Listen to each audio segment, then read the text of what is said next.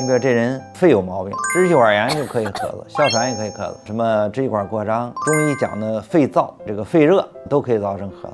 胃不好的人也可以咳嗽，包括贲门炎的，中医讲的胃火咳嗽，膈肌这块也可以引起咳嗽。你比如它是一个细菌肺炎引起的咳嗽，那很简单，直接输抗生素就可以了。但是更多的就是这种不明原因的咳嗽，不明原因的咳嗽先要到医院查什么呢？只要查一个东西，有没有癌。只要没查出来，说没事儿，就是没事儿就咳嗽，尤其是熬点夜，尤其一累就容易咳嗽，对不对？或者晚上吃的多了点，夜里就容易咳嗽。这种咳嗽几乎都是咽后壁的问题，它在咽后壁这有炎症，而且这种炎症是无菌性炎症，就不是细菌感染、病毒感染这种，就长期的这有炎症。而且这种炎症甚至什么，甚至你查你都查不出来。但是呢，这块的话，你这症状就说明这块有问题。这种的话呢，先要用营养调它。营养调呢，调它的这个咽后壁，因为你这个咽后壁这块呢有问题了，炎症，所以它干，所以通过营养呢，它可以呢让这块的这种炎症消退一部分，肌肉呢不那么紧张，因为它不分泌了，腺体不分泌了，或者分泌少，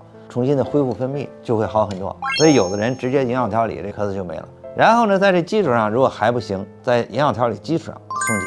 用松解的办法，把整个的这块的循环组织结构重新的恢复，循环改善，组织结构恢复，这个问题就解决了。